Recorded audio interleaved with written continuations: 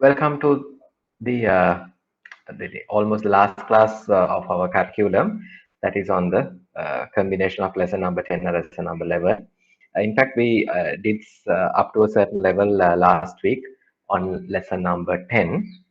And the plan for the day is to cover up the balance part of lesson 10, as well as the lesson 11 is on the expected rate of return of the investment portfolio, which is I would say, very brief lesson, which is merely discussing on what is an investment portfolio and what sort of elements that will come in a typical investment portfolio, like treasury securities, deposits, shares, things like that, and certain commenting on this portfolio composition. Like you can say, this much of a percentage is on long-term securities, and this is the risks of the portfolio. So the aspect that is being merely expected by you is to get an understanding as to that there are things called financial portfolios, and then how those portfolios are comprised of, as well as uh, maybe to do a basic computation on what is the weighted average return of that investment portfolio. Okay, so hopefully we can finish off the theory part of those two, and we can move on to the questions. We don't have much questions, but there are certain types of questions that is repeated over and over again in the recent past. So we'll try to cover up the most recent exam questions. Okay. All right. So that's the plan for the day. So let me quickly take you through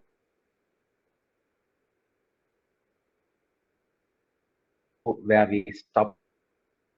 I think I was here explaining about the terminology that is being used in these securities, the par value, coupon, all these dates, the market value, the settlement days, things like that. Yeah. So thereafter, we discuss on to a typical lifespan of a security. You will have the coupon days, you will have the maturity days, and also importantly, when you try to do identify some things like when you buy a particular security, if it is exactly on a particular coupon day, then you're perfectly fine. But what is going to happen when you buy securities in between also? So we briefly discussed these concepts of accrued interest and how this trading and all are going to happen. But when you really look into the breadth and the understanding that is expected at your examination, students, I think calculations like this accrued interest, the dirty price, screen price, these are not being expected from you at this level, but probably at the next level in the financial management subject. Okay, we were at here on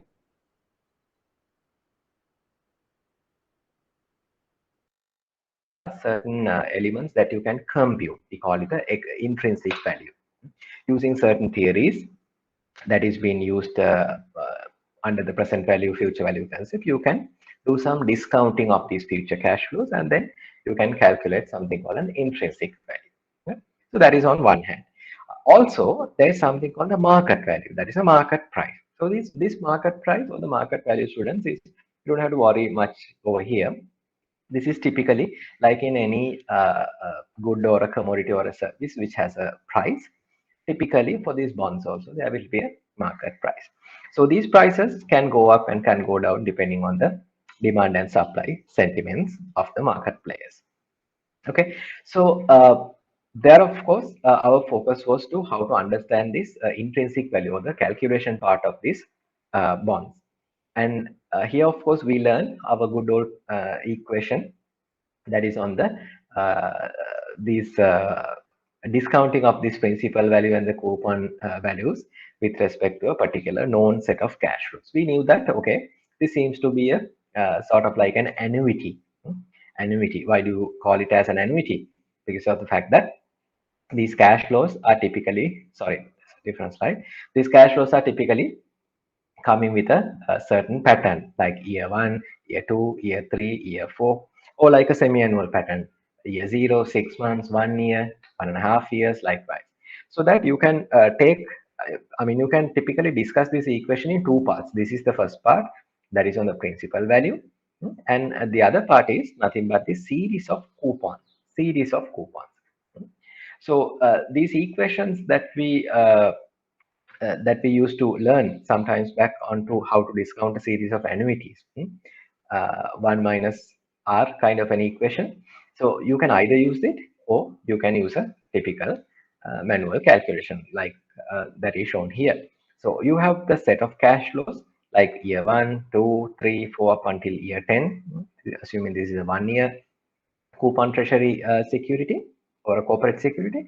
So these nice 60s, 60s, these are the coupon cash flows. And this is 1060. This is nothing but the coupon plus the maturity amount. So you can either discount these small cash flows together and add it up to get this intrinsic value for the bond price, or maybe you can use an equation like 1 minus 1 plus r to the power negative n divided by r. So this is the theoretical bond price calculation. Okay. Now, these are some interesting concepts that you can get into your mindset by following a simple rationale. The rationale is if a particular security's coupon percentage. Now, when we came here, we discussed the most important distinguishment between the coupon and the yield. Coupon is something that you can't change. It is been fixed and given for a security, but the yield is the absolute return that you can get by holding this security. There, of course, we learn that this yield will depend from a person to the other person, and provided that there is a certain market price, so for that price you can get the cash flows into a balancing state and calculate that particular r, that is a discount rate, so that will be the yield at that particular market price. So likewise, students, we discussed this nice relationship between this coupon and the yield since some time. Now over here we managed to identify a relationship saying that if the coupon percentage is equal to the yield, if say for example coupon is 12%, that is the cash flows that you're going to get, and your expected return is also 12%, your yield is also 12%. If that is the case, we learn that it is going to be a par bond. What do you mean by a par bond? That means the price of the security is exactly equal to 100. I'll show you in a little while, uh, because we are continuing from the last week's example. I'll show you in a little while how your price is going to be exactly equal to 100. And also we learned the two relationships between a premium bond and a discount bond. What are those instances? If the coupon is more than the yield, that means your cash flows that you're going to get is more than the securities expectation. For example, your coupon is 12% and your expected yield is something like 8%. If that is the case, we learn that we can nominate that bond as a premium bond. And on the other hand, if the flip side happens, your expected return is more, and let's say you're getting something like 15%, but the coupon is only 12%. In such a case, we learn that it has a discount bond. So this is an important slide, I would say. There are certain nice MCQ questions sometimes examiners are pulling out from this theory on the par, premium, and discount. Give you some examples onto pricing and see which is the correct, which is the incorrect likewise. Okay, I think this is where we stopped last week. I wanted you guys to try out this relationship between the coupon and the yield. I think I requested you to do a bit of a right analysis and see what is this expected prices for this 1,000 worth security, provided your required rate is 10%, 12%, 8%, and also I think I wanted you to compute at 9% also. Okay, so what did I really ask you? To do a simple bond price calculation. How do you do the bond price calculation? Is by using this formula that you learn here. Yeah, you have the principal value, that is 1,000, divided by 1 plus r will be 8%, 12% depending on the scenario, into 5 since it is a 5-year, and then you have these coupons. Yeah, all these coupons you have to discount it back.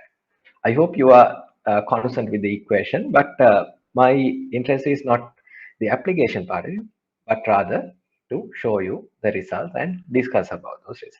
Yeah. So this is what I came up with.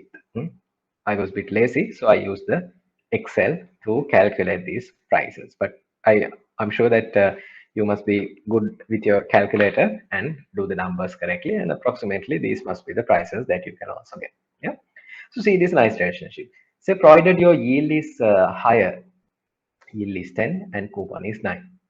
These are, let me just put the missing thing. This is the percentage.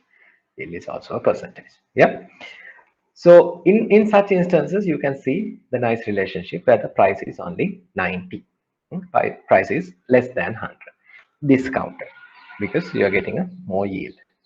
And the flip side, look at the other side.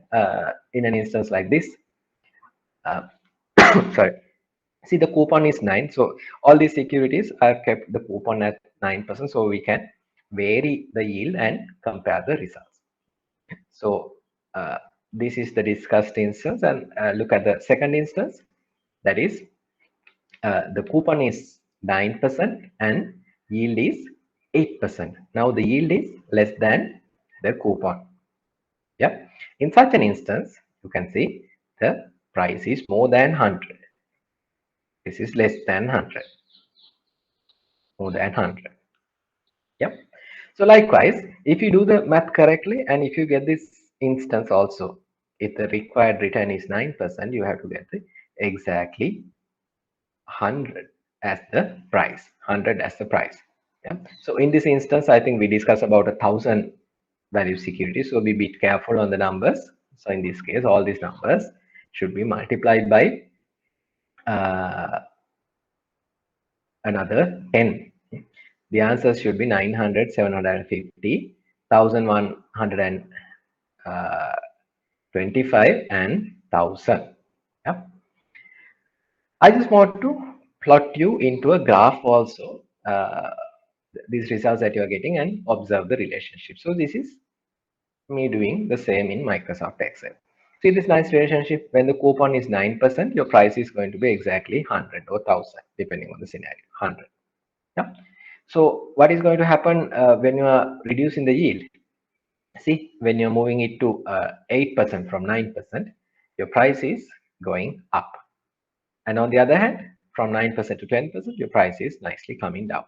So a relationship like this can be observed.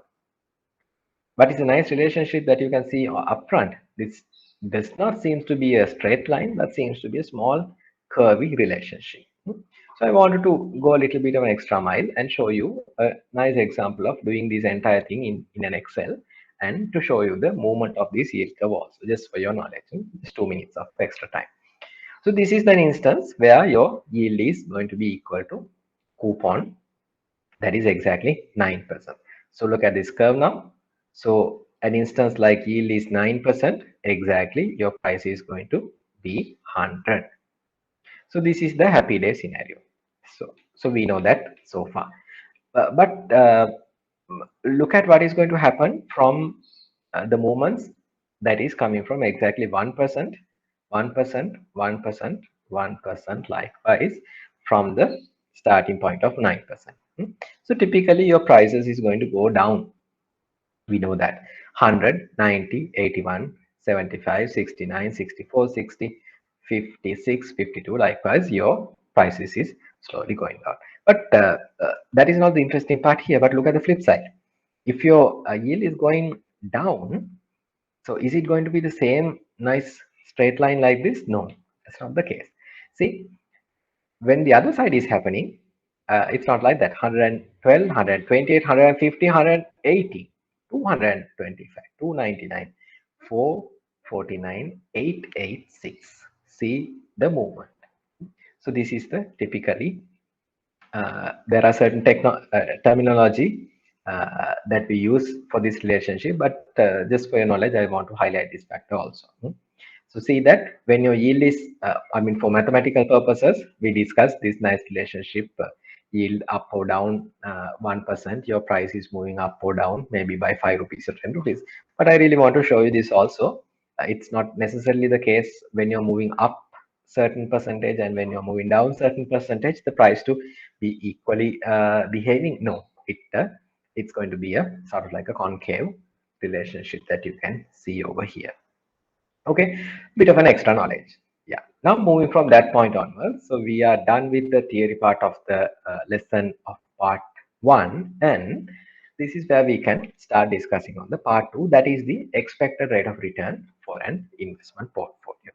Okay, so first of all, the path that we are going to go through doesn't necessarily have to spend much time. We'll directly move on to the syllabus area. So first of all, I want to typically give an introduction to what a portfolio is. The terminology per portfolio really going to give you an idea. Okay, it comprises of certain multiple elements. Can you put everything similar into one basket and say it's a portfolio? It doesn't necessarily have the characteristics of the terminology portfolio. Why? Typically, when you say a portfolio, it should comprises of different elements compared to one another. A financial portfolio, when we are going to define it, it should have the same characteristics.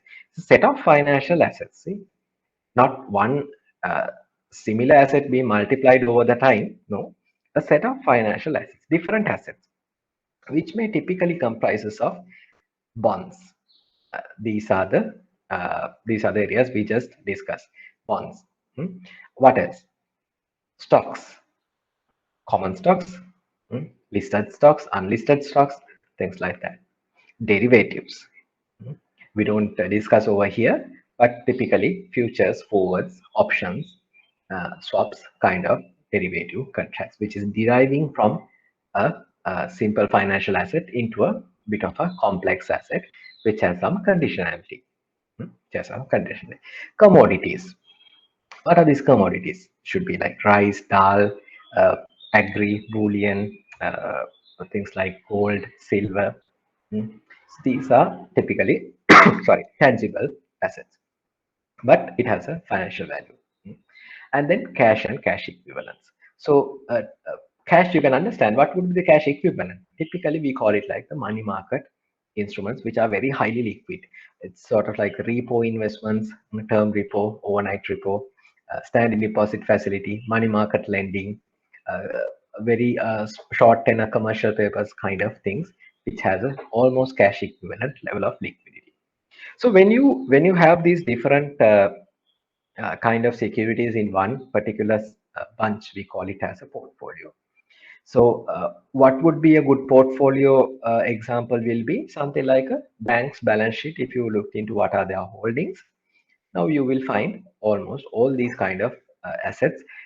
And in addition, there will be many more. Things like non-financial assets can also be seen in a bank balance sheet, such as real estate, private investments, valuables. What are these valuables? Things like expensive art, maybe some gold jewelry. Those are not things that you can see in the common world in comparison of that you can multiply. For example, let's say you have a John Keel's securities stock in your portfolio. Let's say you have 1,000 quantity. So another person can also have maybe 500 or 100 or 1,000 kind of a quantity in their portfolio. But a valuable will be unique. A real estate investment will be unique from the person's perspective. Yeah. So the broader difference of a financial asset and a non-financial asset, typically the financial asset can be multiplied and can be held by many people, while typically the non-financial assets are very much unique and very, how do I put it, uh, uh, one of a kind security that you will be very hard to replicate. For example, if you are holding a real estate, can the same real estate be owned by another party? No, it will be typically be owned by one person. Okay, so a portfolio could comprise of financial assets, and sometimes it could comprise of non-financial assets also. All right. Third point. Uh, so why do you really invest in a portfolio is to get this particular wording achieved. What is this wording? Diversification. Diversification. Hmm? What do you mean by diversification? Diversification means not the most simple example that you can discuss is this: putting all your eggs into one basket scenario. from risk perspective, we say it's very, very risky. And if you lose the basket, you're going to lose all the eggs in one go. But what if you have multiple baskets and multiple eggs and apples and different things being put into different places? Then what is going to happen? You eventually achieve diversification. Why do you really diversify your portfolio is merely because from the point of view of risk and return. Risk and return. If you concentrate all these things into one typical asset class, we call it in a very risky venture. Why? If that asset class is going to get an impact because of an economic situation, and obviously your prices can go into unexpected territory. Unexpected territory. Uh, let's say you are an airline and oil is a dependency. Airline oil is a dependency. You really like the airline price to go down, and so you're happy. Let's say you are long on a security, or let's say that you own a particular security. You like the prices to go up. Yeah. So typically, if you are owning one category of securities, you are extremely exposed to that category of security. But if you diversify, if your portfolio is comprising of 20% bonds, 20% stocks, 20% commodities, 20% cash, then what is going to happen? Even if something happens, you can be very comfortable. Only 20% of your portfolio or the value will get an impact, but the rest of the 80% will remain same. Or maybe out of that rest of the 80%, one or two sectors can perform very well because of that economic hit. So the broader idea of comprising of a portfolio with multiple asset classes is to do nothing but to achieve the diversification. The diversification. Okay. So what is a good level? Would you say that equal amounts? If it is a portfolio, you should have 20% bonds, 20% no. There's no universal answer for that. Depending on the nature, depending on the requirement of the investors, you may comprise of a particular portfolio in a different numbers, maybe 90% on government securities, maybe 5% on equity, another 5% on maybe corporate securities likewise. So depending on the nature of the requirements. All right. So lastly, I just want to highlight here is that we're not going to expect you to do detailed portfolio return calculations, but merely to know the characteristics of a portfolio as well as to calculate simple things like portfolio expected return. All right, so this is a good graphical representation of a portfolio. Yeah. So a pie chart is the usual tool that you will use to graphically show the relative percentages of a particular security. Sorry, a particular portfolio comprising of many securities. So look at this example. This portfolio, by this pie chart, we're not going to discuss the absolute value, whether it's a billion investment, whether or just 100,000 worth investment. But this portfolio is going to comprise of treasury securities, treasury bonds, treasury bills, corporate bonds 15%, stocks 20%, and deposits with the bank 10%. Yeah. So likewise, that's how this particular portfolio is being brought up.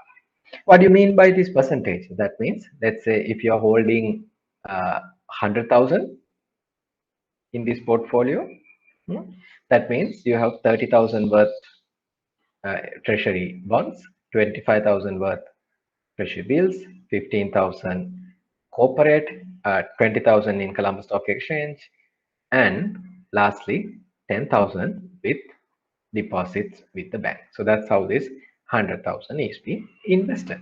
That's how this 100,000 is invested. How do you invest these things? In different avenues. For example, if treasury bonds, you may go to, in Sri Lankan context, you may go to a primary dealer or a bank and request to open a treasury bond and bill investment account.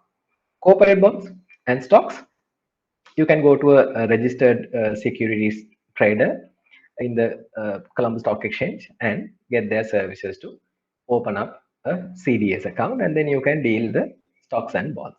Deposits with the bank, just go to a bank and tell them that you have some excess money, you don't know what to do, just open up a deposit, maybe a fixed deposit or a savings account with them.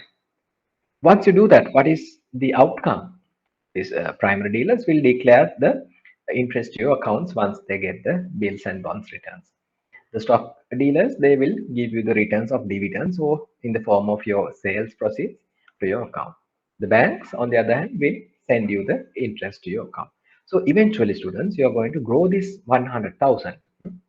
You're not going to sit with this money, but this 100,000 after some time, let's say after 1 year, it will be grown to maybe 117,000. Maybe 117,000. Two things. One is the return. Second thing is the market value. We discussed some of these things. Unlike deposits with the bank where you will have a fixed value, some of the other things will have a market value also. So that your valuations will be differ from one point to the next one. See, this is here 0, this is here 1. So once you come to this level, once you achieve diversification, once you have all these securities in a uh, maybe different asset classes, so you can live peacefully, thinking that your investments are safe and sound. Safe and sound. So typically, the learning here is that once you do the diversification and once you are holding a portfolio, typically you will every day be interested to see your pie chart and to see what sort of a percentage that you have invested in different asset classes. All right.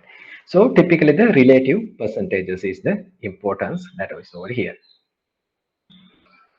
All right. So this is where we are going to discuss this understanding on the expected portfolio return. So this is not much, in fact, but only few minor areas to be discussed here. Typically, when you're discussing a portfolio, but typically, if you look into the calculation, students, it's nothing but the sort of like a sum product and calculating a weighted average return, like in any other case. Like in any other case. Yeah. But I'll take you through this simple example and then you will understand yourself. See, look at these securities, treasury bills, bonds, corporate bonds, stocks, and deposits. That's the comparison that we just discussed a moment ago. We put it like this. So these are the different asset classes. Uh, The second is the most important thing. What are the market value of these securities? Now, typically, students, all these securities will have different values. Cost,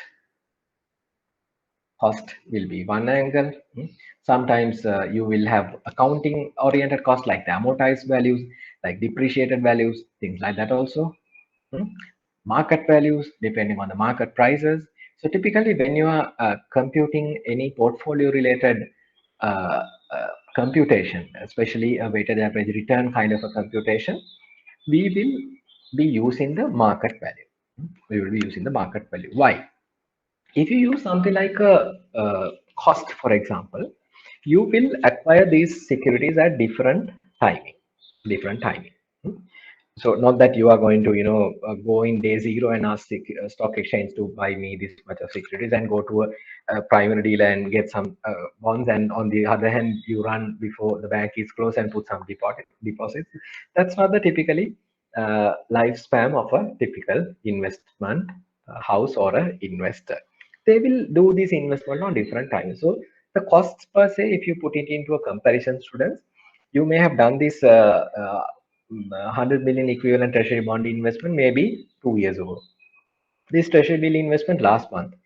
Corporate debentures at the beginning of this year. So likewise, if you take these cost factors into the considerations and do this averaging, it's not going to make much sense because we have learned so far that from the time value of money concept, it's not a good comparison base.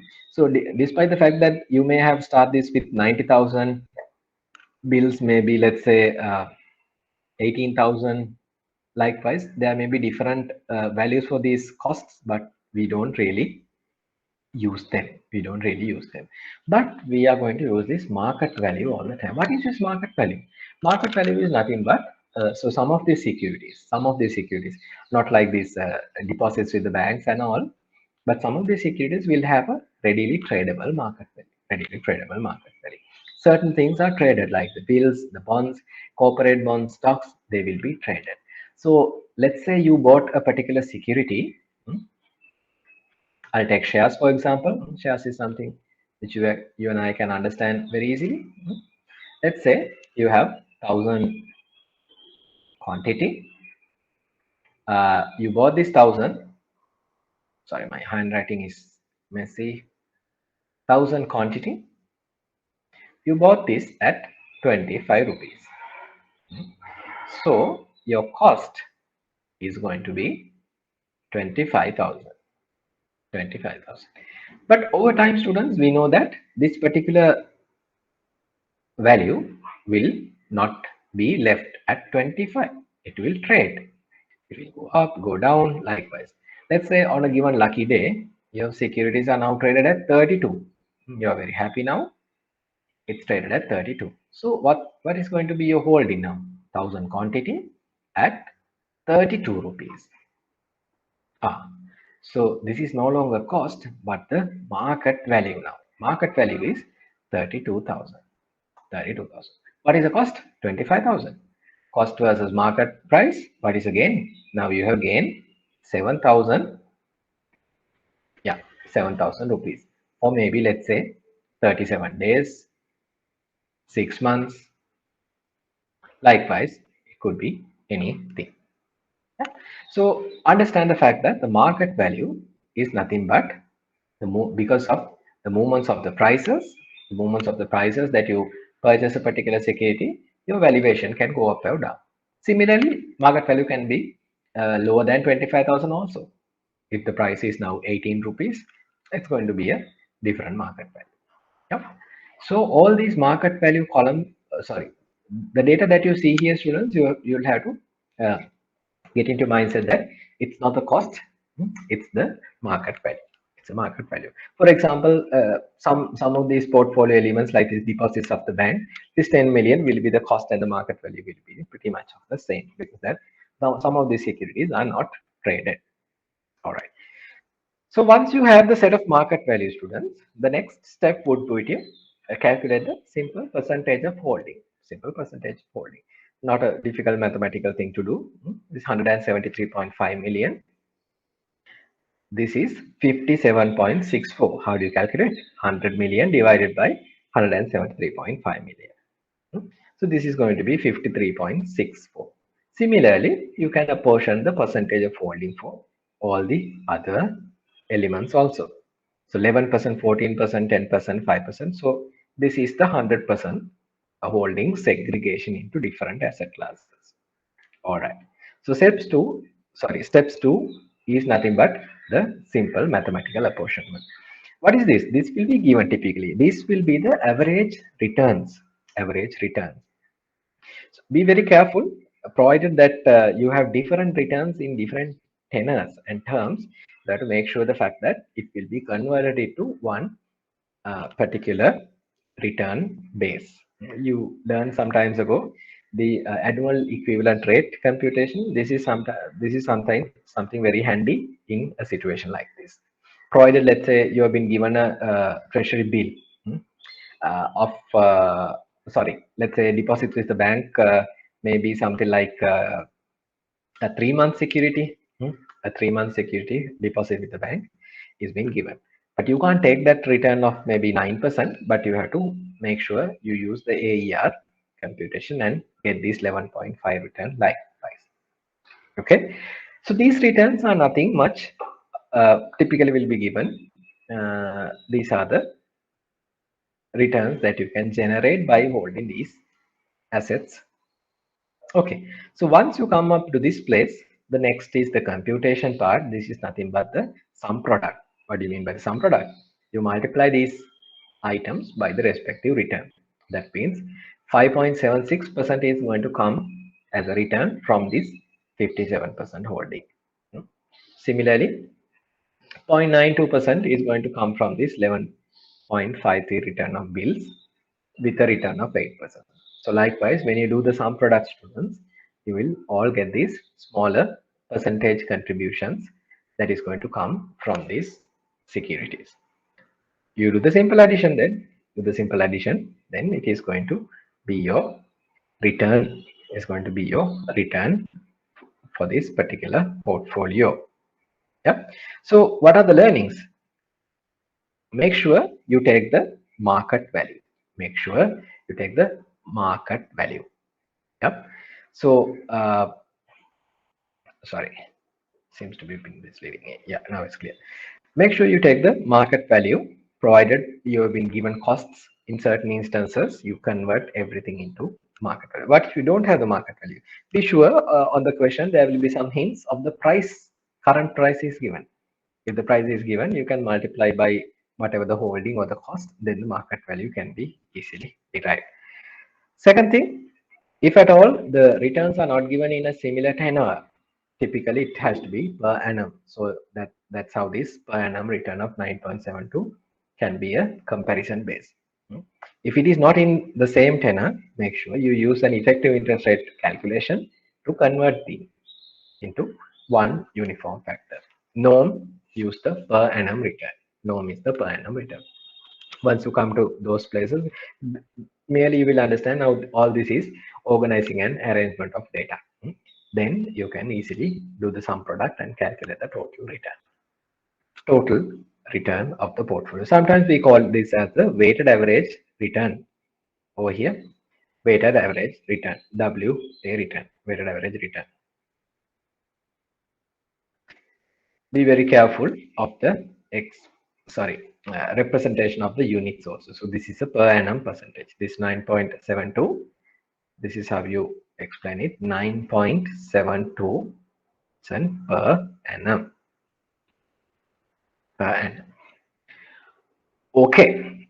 So this is the only computation part involved. But let me just take your memory back to one of the older days calculations that we did some times ago. What was that?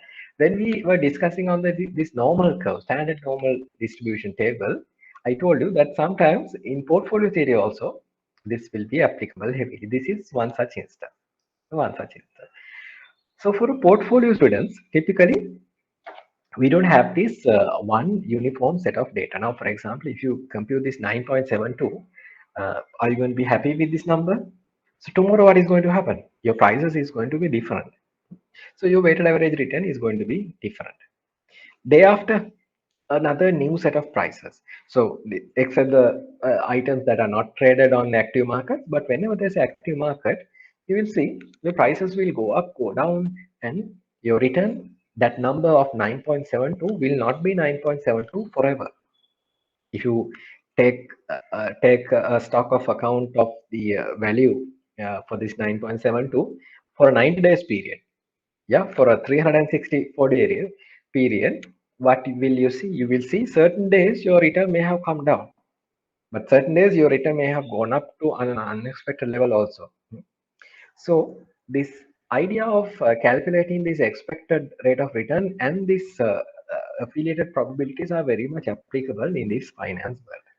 How does this application is going to come from is by the computation of this average and the standard deviation. Average and the standard deviation. Now we know, we can remember, given an average and given the standard deviation, we can utilize the standard normal curve. But before we go there, how do you think that these values are being computed? How do you think that these values are being computed? Is nothing but looking at the historical data. Nothing but looking at the historical data.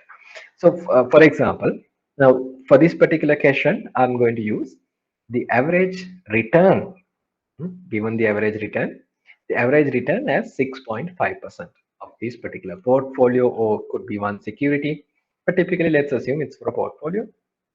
And about the standard deviation, similarly, this 9.72, it will be today, let's say it's one particular value, and then tomorrow, let's say it is going to take a different value, 9.72, day 1, day 2, something like 10.01.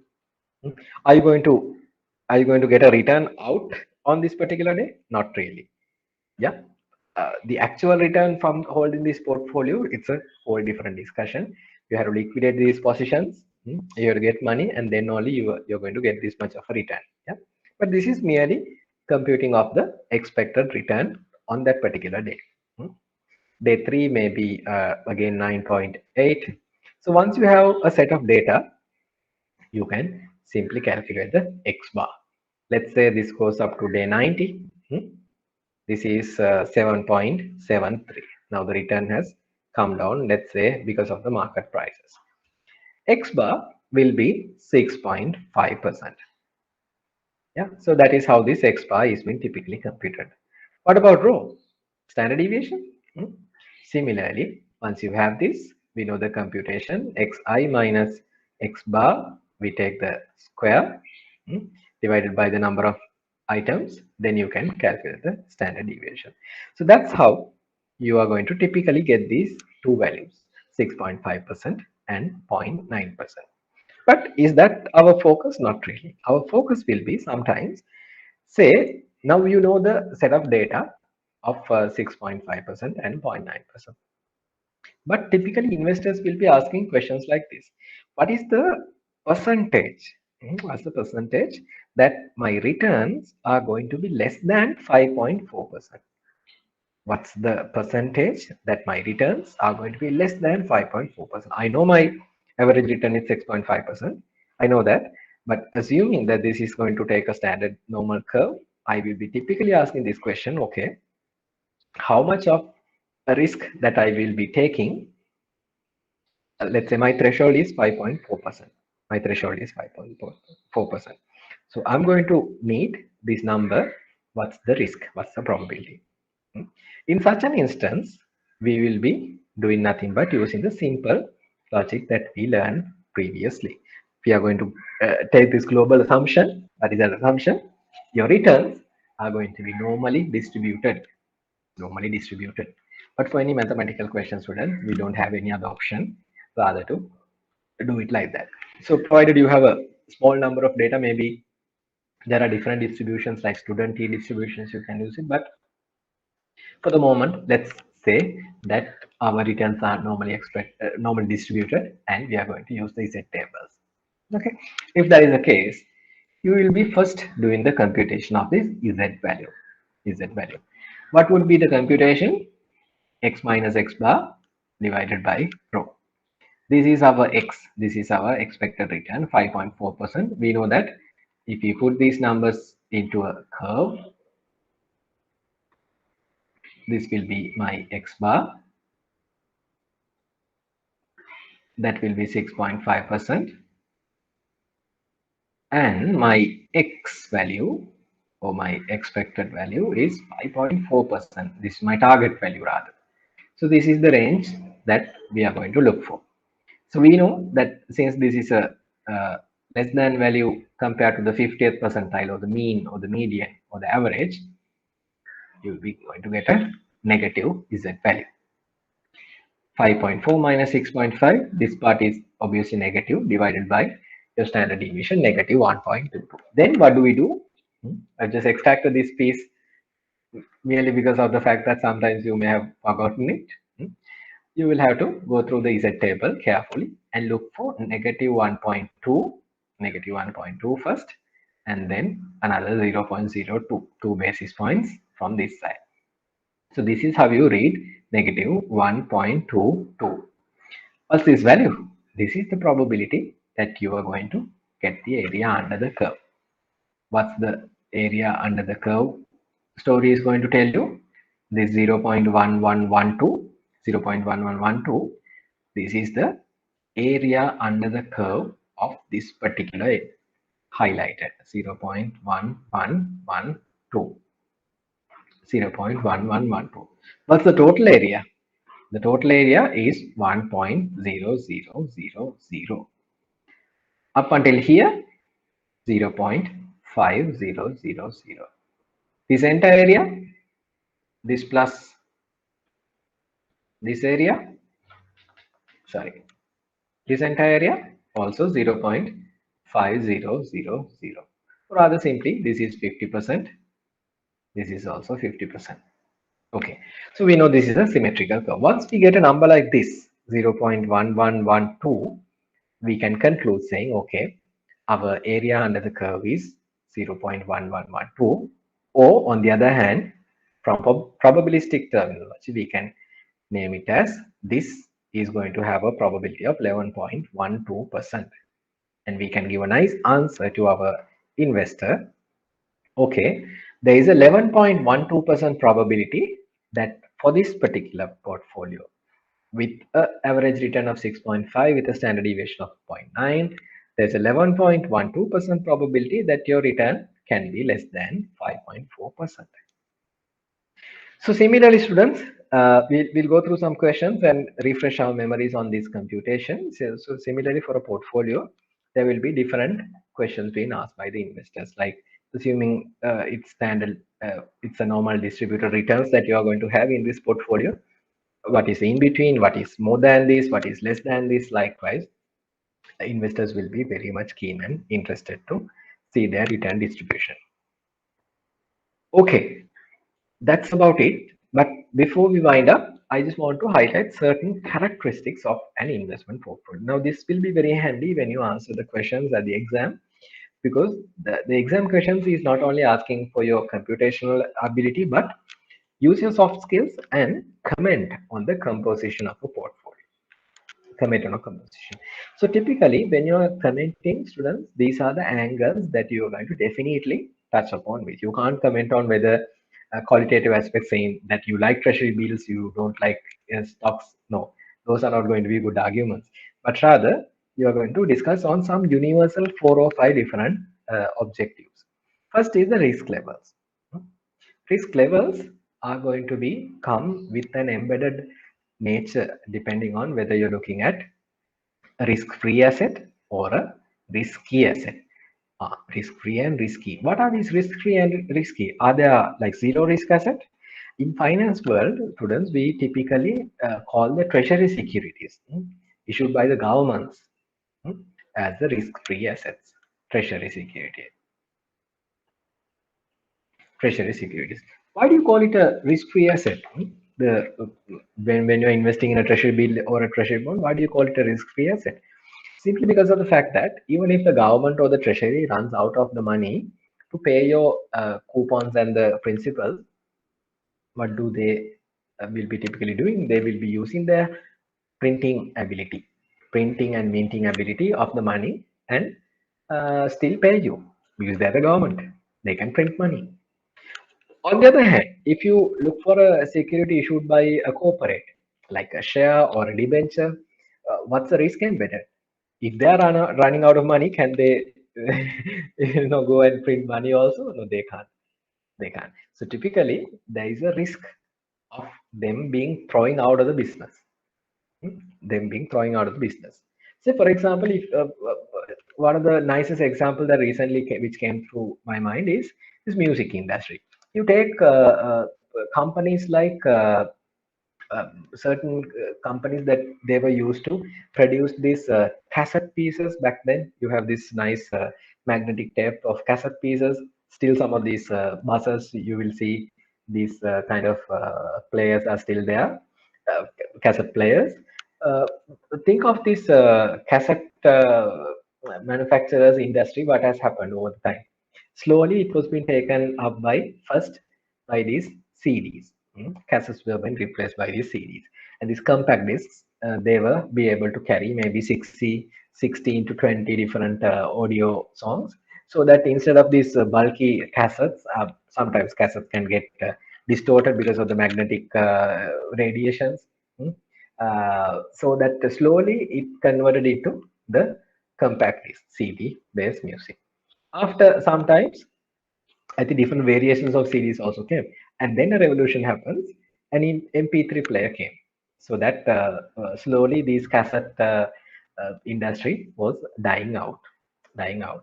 MP3 players, and then it went on to internet, and then free songs, and then YouTube. So a lot of new technologies are there currently with the industry. Now think back. What if you were holding a security issued by a cassette manufacturer? Hmm? Let's say you invested in a 10-year bond, 10-year bond issued by one of these cassette piece manufacturers. Over time, what would have been happened? Hmm? Now the industry is getting almost been threatened by multiple fronts. These CD manufacturers are coming in, these technologies are coming in. I think back then Napster and some of these websites were start distributing free music. So people were very angry and frustrated on these industries. They were saying that copyright rules should be brought in likewise. So after maybe the fifth year or the sixth year, now the investor may be shivering. Why? This industry is getting a lot of impacts. So that's the risky nature that we are going to typically discuss about when you come to a corporate. Those are going to be risky assets. Let's say if you are holding the common stock of a cassette manufacturer, what is going to happen? The share price is going to slowly come down. Why? Share price is nothing but a function or an equation of many more things being on top of everything, the earning capacity of the business. Yeah. So if anyone can, predict that the cassette industry, the earning capacity is going to slowly go down, so obviously what is going to happen? Your riskiness of the industry is going to go up and up and up. Okay. So eventually, compared to a treasury security and a non-treasury security, a bank deposit, a corporate bond or stock, it will be risky. It will be risky. So what's the compensation? So when treasury securities are paying you something like 10%, your risky assets will be paying you 12% or 14%. Why? Can you have a risky asset which is going to pay you upfront, which is going to pay you less than 10%? A sane investor will not do that. Over time, your returns will go down, but at the face value, at the time of investment, if let's say the treasury is going to give you 10%. Okay, but one of the commercial banks in the country, let's say Sampath or Commercial or HNB, NTB, any commercial bank is going to come and tell you, uh, I'm going to give you 8% for a similar security, similar tenor, similar like say semi-annual coupons, exact similar 10%. Will you prefer to go and invest in a commercial bank compared to the Sri Lankan government? Of course, no. You will be always going for a treasury security first, and then provided you're going to get a little extra return, then only you will be keen to go and invest your money in a risky asset. Why? That extra small riskiness that you're going to be there will be the return that you will be asking because of the risk that you're going to take. Because of the risk that you're going to take. Okay. So from portfolio theory point of view, students, now you'll understand. Okay, if you're going to take more and more risks, what is going to happen? Your asking return will be extremely high. Will be extremely high. Hmm. That's why typically when it comes to this fixed income security, there's something called this rating industry. Rating industry will be comprised of the rating agencies like Fitch, Standard and Poor's, Moody's, some of these local agencies like Ikralanka. They will be giving you a certain credit quality.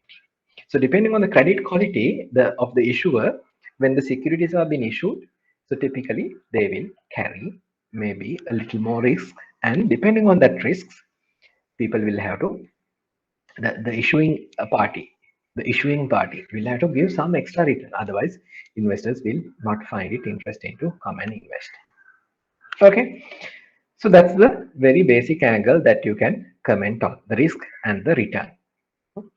Second thing, the diversification, level of diversification. Let's say if you have a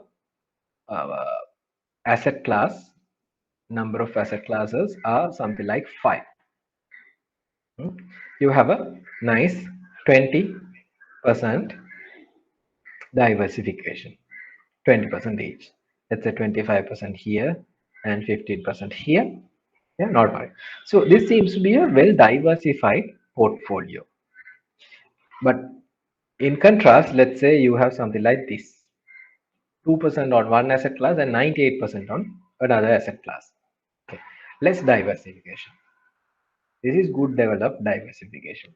So you can, there are no universal answers. I reiterate that there are no good numbers or no perfect numbers, but you can comment on the level of diversification depending on the case by case. Yeah. So the broad idea is that if you have invested in multiple asset classes with a good diversification, let's say you have uh,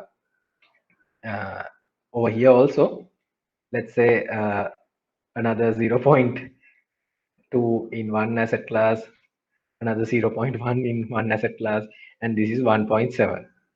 If this is the case, still you're going to have multiple asset classes, doesn't per se going to be a happy factor for you, thinking that you have achieved good level of diversification. You are invested in 4 asset classes. No, to make sure the percentage upon apportionment is also good across the asset classes. So likewise, the second aspect other than the risk and return that you can comment on is the diversification and the multiple asset classes being invested.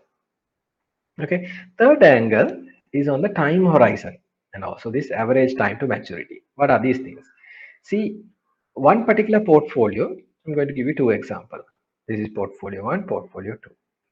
Portfolio one, this is here 0, this is here 2. This is 2, 4, 5, and 10. Portfolio 1, this is P1, P2. Okay, portfolio 1 will comprise of asset classes will retire over here 6 months, 1 year, and after the second year, the entire portfolio will be over. In compared to that, maybe portfolio 2 will have similar assets, half a year, 1 year, 2 year, and another asset over here, another asset exactly 5 years, and another asset to 10 years. So this is two compositions of the portfolios. The first portfolio, this seems to be having very much short-term securities. The second portfolio seems to be a balanced portfolio which have longer tenor securities and shorter tenor securities also. So which is a good one? Typically P2, but depending on the case by case, P1 will also be good, provided it has a different requirement. Let's say, now what is going to happen to P1? Does it going to go bankrupt after the second year? No, not really. Over here also from 2 to 4, 6, 10, it will have a different composition after this time because of the retiring assets being invested in different new investments. It will have a different style. Yeah, over here maybe after some time it will have a different style. 2 year, 3 year, likewise. So you can't have a universal answer also here saying that higher the time horizon or higher the average time to maturity, it is going to be better and better. Not necessarily be the case, but you can comment. You can comment saying that okay, this is what I can observe in this portfolio. The term that I didn't explain here, average time to maturity, what is that? Simply your different portfolios, different weightages is going to retire into different timing. Let's say I'm going to take off P2 for a moment, P1, sorry, and let's say 10% of my portfolio is going to retire here, 20% over here, 5% here, 30% over here, and the balancing fact 35, 65, that is 35 over here. So this is as at today, this is the pattern of my timing rather of my retirement.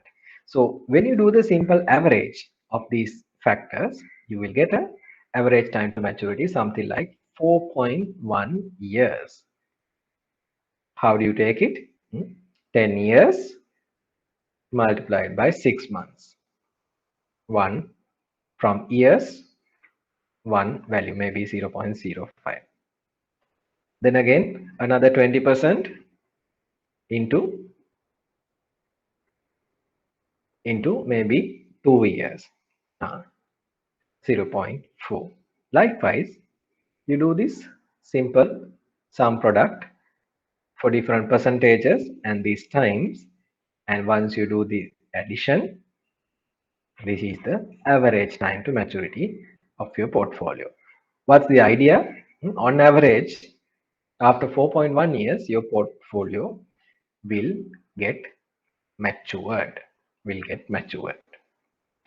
Okay, you don't necessarily have to computation of this ATM or the average time to maturity under this curriculum, but typically you can look into the time horizon of the portfolios and get your commenting on that angle as well. All right. So the last area that you can comment on is nothing but the liquidity level. The liquidity, the term liquidity that we are going to use for the portfolio terminology. The portfolio terminology is going to be nothing but the availability. If you are going to discuss common finance, the liquidity will be how fast that you can convert something into cash. Here, the liquidity, of course, that has some sort of element of the fastness and the convert into cash, but the liquidity level is nothing but, say you have a lot of trading happening, for a given security. If you have more and more and more trades, obviously you're going to have better and better prices.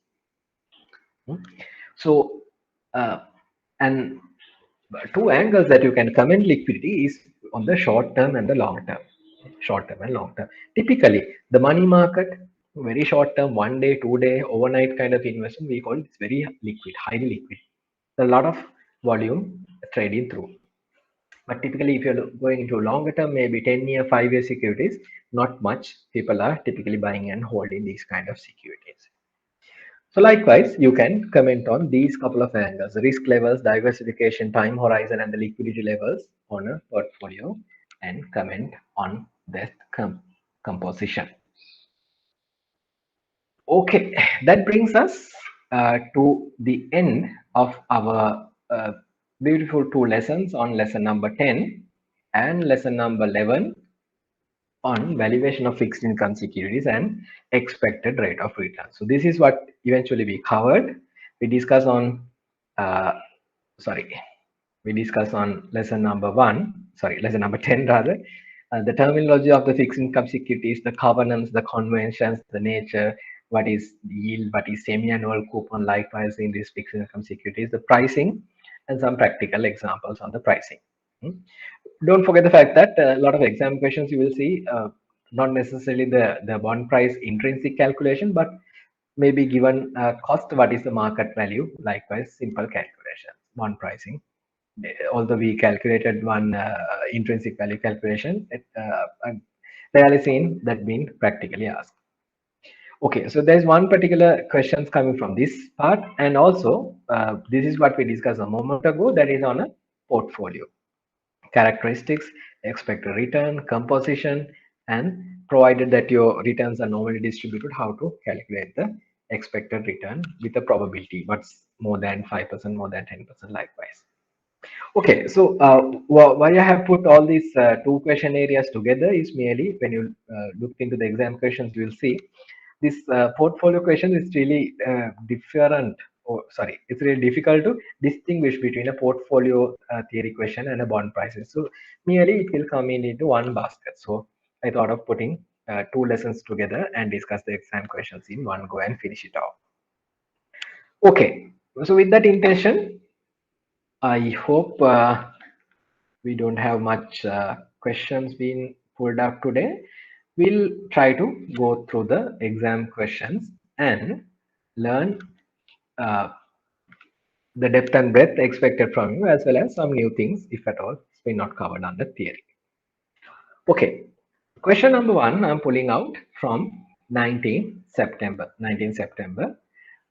This is an elective question, but an easy question for you to try and get a good 20 out of 20 score.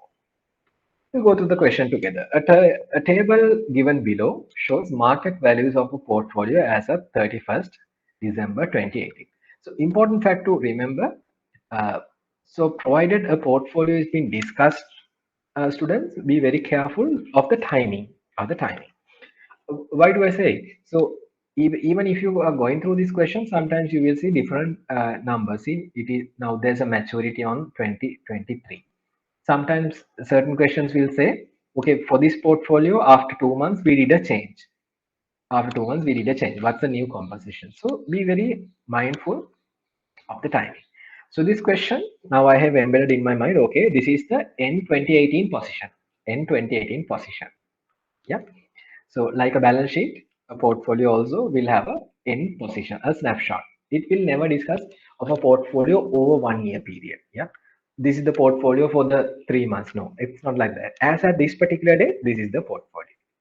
Okay, that's the first point to note. Okay, moving on. This portfolio consists only of one treasury bond securities. Okay. So this seems to be the asset classes, treasury bonds, bills, and deposits. But here they are giving a bit of a more detail. saying that this particular treasury bonds, there are no multiple classes, but only one bond. Why do you say it? This 100 million may sometimes be comprised of 10 different bonds also. 10 million, likewise 10 different bonds. But they are going to make our lives easy and saying that it's all with only one series. And the face value, look at the interesting parts now. Face value of this security is 105 million. Ah, Immediately I can get an understanding, okay, definitely they will ask for some sort of a pricing. Why? This is a face value worth 105 million, but the market value is 100 million. So obviously, some kind of a discounting price seems to be happening for this particular security. Okay, so keeping that aside, they're giving more details, maturing on N20, 23 with a coupon of 8%, paying semi-annually. A lot of data is being given. We'll keep all these things aside and focus on the question now. Okay, this portfolio, fine, 100 million over here, 25 million over here. Quick heads up, how do I take these millions quickly to the discussion? If it is 6 zeros, I just omit these and discuss. That's how you easily can talk about a million, 100 million, 25 million, 25 million likewise. So 150 million portfolio, 50% over here, 25%, 25% over here. Yep, 50%, 25%, 25%. Sorry. Yeah, no. That's not the case. 100, 25, 25. So this is going to be 4 divided by 6, 1 divided by 6, 1 divided by 6. Yeah. So this is 1/3, this is 2/3 kind of a portfolio. And the yield, what is this yield? This is nothing but the return. The return. 10% from bonds, 8% from bills, 10% from deposits with the bank. And the time horizon are also given, 5 years. And this seems to be now very short security. See, 3 to 12 months, less than 1 year. So this is the shorter end, this is the longer end. These are the immediate observations that I can take. What's the composition, what's the yields, and also what are the important horizons. First question. Calculate, calculate average return of the portfolio and percentage share of the short-term investments as at this particular date. And the first computation is the average return computation. So we'll go question by question since lot to be kept under the memory. So for the first question, students, I thought of just giving you a bit of a detailed computation, and from this point onwards, I thought of directly taking the sum product and get the number. So first of all, be very careful and check whether everything is under market value. Of course, we are happy. No deviations except now this particular 105 million is the face value, or maybe the cost. Fine. So it's nothing to do with the market value. So 100, 25, 25 is the market values. So up until now, I'm happy.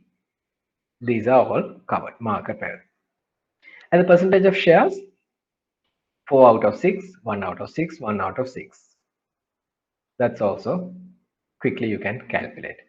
Yields given, you can quickly take it out. So once you come here, all what you have to do is take the share, multiply by the yield, multiply by the yield. So your weighted average yield will be comprising of different portions coming from these different allocations. So 6.66 from bonds, 1.33 from bills, 1.66 from deposits. So the answer will be 9.65. 9.65. A no-brainer, but a simple question. But here be very careful. It's asking different parts, asking to calculate the percentage of shares, likewise. So all of these individual components will carry marks. So that's why I really want to put up this longer table and give you the answer. I also asking for the percentage of short-term securities that is less than 1 year. So these are the two, 1 out of 6, 1 out of 6, 1 out of 3. This is 33%. This is nothing but the addition of these two together, bills and deposits. Okay, that's part number one. Second part is asking calculate the market price of the treasury bond as at this particular given day on our snapshot in December. Was the bond traded in the market at a discount or a premium on that day? Justify your answer. Okay. So first of all, students, you will get the understanding.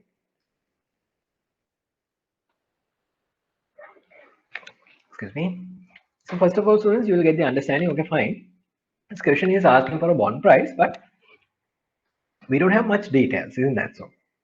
Yeah. Typically, we will have the details like this. You can do the intrinsic calculation, but uh, all the ingredients for the simple price calculation is also given.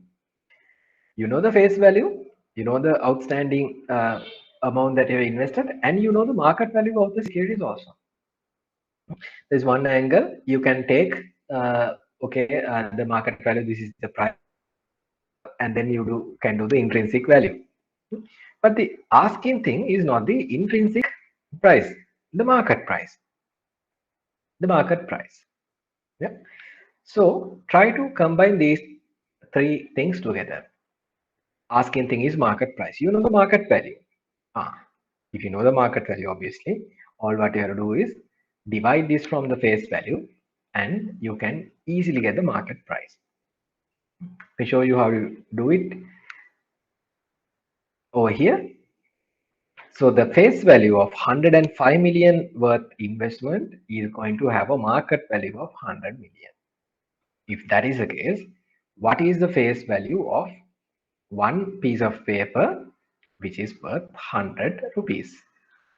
Which is worth 100 rupees. So all what you have to do is easily take this fraction of 100 out of 105 and multiply that by 100 so that you will have this 100 equivalent pricing. If you multiply this by 1000 equivalent pricing. Yeah.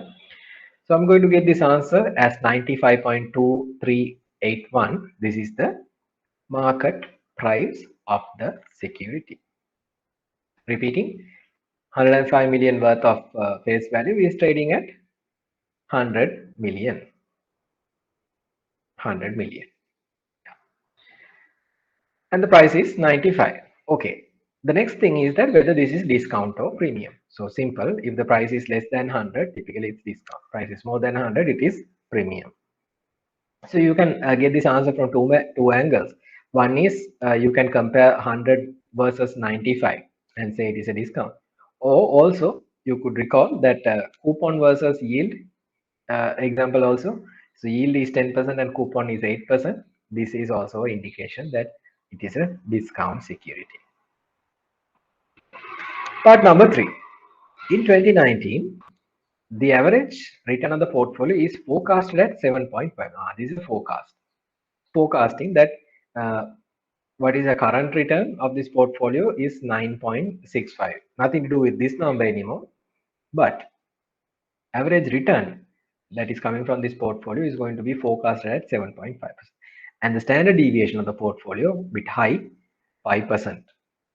Assuming, see, assumption is clearly given. Assuming that it is a normal distribution, describes the portfolio returns in 2019, the next year, estimate the probability that the total portfolio return will exceed 12.5%.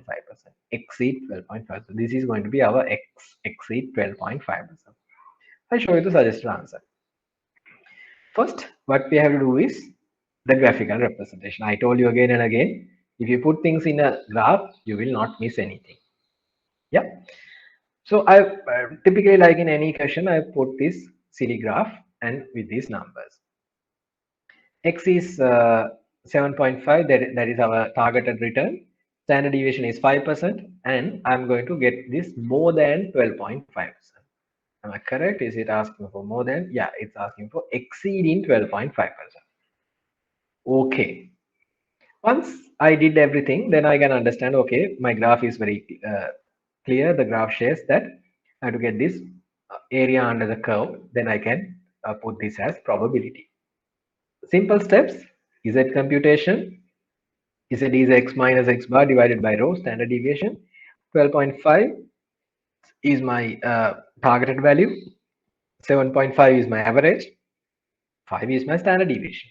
So Z is going to be equal to 1. Z equal to 1. Yeah. So once you have this 1.00. Yeah. Once you have these values, students, the next step is that you will use the Z tables like I showed at the slides today. You will use the Z tables, go to 1.0 and another 0 and get this particular value.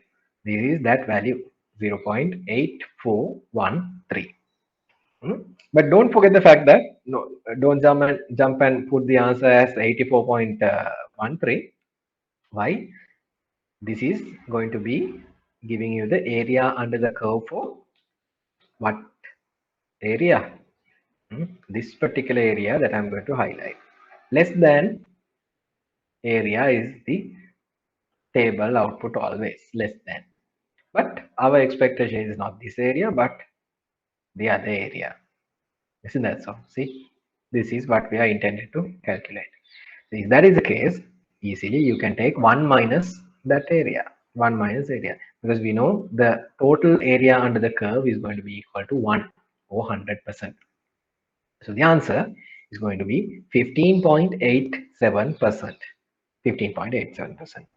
This is, you can answer it multiple ways. There is a 84.13% chance that your return will be equal to or less than 12.5%. And also you can argue from other angle and say there is a 15.87% that your returns are going to be equal to or more than 12.5%. 12.5%. Okay, that's the answer for part number 3. Last is going to be a report or an explanation. Typically, this is the nature of a big question. It will ask for a bit of a detailed description. And this is where examiner will get the true understanding whether you are possessing the knowledge of the portfolio theory. Briefly discuss the portfolio as at in 2018 in terms of time horizon, return, and risk loss. Now, the examiner is very kind. He or she has given what angles that you should comment on also. Time, return, and risk tolerance. So on one hand, it is something very good so that you know what to be commented. But on the other hand, you have to be very careful to focus and give answers to these sections. All right. So typically, not put up a report, but for the discussion purpose, I'm going to say what you need to typically put it in a brief discussion or a report in a question like this. First, discussing on the risks. What I can easily say is that, okay, out of this portfolio, out of this deposit with the bank, all the other 5 out of 6 cash is being kept on risk-free assets. So am I going to say it is a good thing or a bad thing? No, not really. I'm going to say this is my observation. It's been asked for a discussion. So, but you have to be very careful in the numbers and say the company or this portfolio or this investor is going to be keeping 5/6 of the portfolio in risk-free assets. So from risk point of view, if it is a 50-50, I would say, okay, still risky. If it is like 5 divided by 6, I would say, okay, they are very risk averse or they won't get much impact from the normal market movements. Why? A lot of their investments are being kept in risk-free assets. Only 1 out of 6 is a risky asset investment with a bank. Okay, that is one angle. Secondly, on liquidity. So you can say if you have a lot of securities in short term versus you have a lot more securities in longer term. That's the typical angle that you should comment on. So what you can clearly see here is, now look at over here, 3 to 6 months, sorry, 3 to 12 months securities are being kept with bills and deposits. So this is roughly 1/3. This is roughly 2/3. Yeah. So I'm going to comment, okay, I can observe approximately 1/3 or 33% of the securities are being kept in short term for liquidity purposes. So typically, you don't keep long-term securities for liquidity purposes, but short-term securities like 1 month, 3 months, maybe up until 1 year. Bills, bonds, or money market instruments, you can keep it for liquidity purposes. What do you mean by liquidity purposes? If you really want cash, you can quickly sell it off without making a huge loss. You can quickly sell it off and realize cash. Third point, on the return, what you can comment on is that typically you can see a upward yield curve. Upward yield curve is something which we are not going into detail, but what you can observe here is that if you merely look into these two numbers, treasury bills, short term 8%, bonds, long term 5 year 10%. So this seems to be an instance of typically an upward yield curve seems to be in persistence. 3 months 8%, maybe 5 year 10% upward yield curve. The yield curve is not much of a big thing to kept aside, but if you put something like 3 months here, 5 year here, maybe 10 year here, this is the yield curve or yield or the return. It is merely plugging these different returns into a nice curve. So if it is a typically upward trending yield curve, what you can comment on this portfolio is that assuming that it's upward yield curve persistent in this market, long-term assets you have 66% are going to give you a higher return. On the other side, you can comment on risk and return, provided your assets sound risky versus risk-free. That angle also you can comment on the return. Sometimes you can, in tandem, you can comment on risk and return in one paragraph also. Up to you. Lastly, on maturity also you can comment, okay, 2/3 of my securities, that is these bonds, are in long term 5 years, and 1/3 are in short term, ST, short terms. So I really want to put a little time in one of these instances and comment a little, but in the upcoming questions you will see typically the same question is being asked. Sometimes examiner is very kind and giving you the focusing areas so that you won't miss and you can easily focus and get these numbers and comment, okay, this is what I can observe on this portfolio. But sometimes if you've been merely giving the brief description or a report to be written, be very careful on commenting risk and return, time horizon, riskiness, liquidity. Those are the angles that you can comment on. Okay. 19 March, it's a simple MCQ. Yeah, simple MCQ. Investor paid 192,000 to buy a treasury bond from the secondary market with the remaining maturity of 6 years, coupon rate of 6.25%. The face value of the treasury bond was 200,000 and the current 6 year yield is 7 point per annum. Okay, seems to be a lot of data. So the moment, just forget all these things and go to the last line. Go to the last line and try to extract what is the expectation of the question. This is the expectation. Read it again with me. If coupon interest is paid semi-annually, calculate the value. Calculate the value of each coupon payment of the treasury bond. So do I really need these yields and much more data on whether you bought this at this price, what is the remaining maturity? Not really. All what you're going to need is what is this coupon percentage and how much of this security I am going to hold. These are the only two items that are going to help me. So be very careful. I'll show you where you can get wrong in this question. You can do all this calculation and forget about this part. What is this? Semi-annually, annually and semi-annually. So my answer, look at this. This 6.25 is going to be my coupon percentage per annum. Per annum. But if it is a semi-annually coupon, be very careful. There will be two payments, C1 and C2, in a given year like this, in 6 months time, 12 months time. First, we will calculate the coupon amount. Simple. You calculate the face value or the cost of your holding, not the market value. Why? Market value is something different. You don't get coupon for that, but for your holding, your cost, your face value of the investment, you're going to get the coupon. Okay, be very clear. So face value is 200,000. That's your holding. You're holding 200,000 worth papers, face value. Okay. Coupon percentage is 6.25. We know that. And this is the important part. If it is semi-annually coupon, students, this amount is going to be divided by 2 semi-annually for every annum 2 coupon payments. Your answer is going to be 6,250. 6,250. That's the expectation. If the coupon interest is paid semi-annual, calculate the value of each coupon payment in rupees. In rupees, this is going to be 6,250 every coupon payment.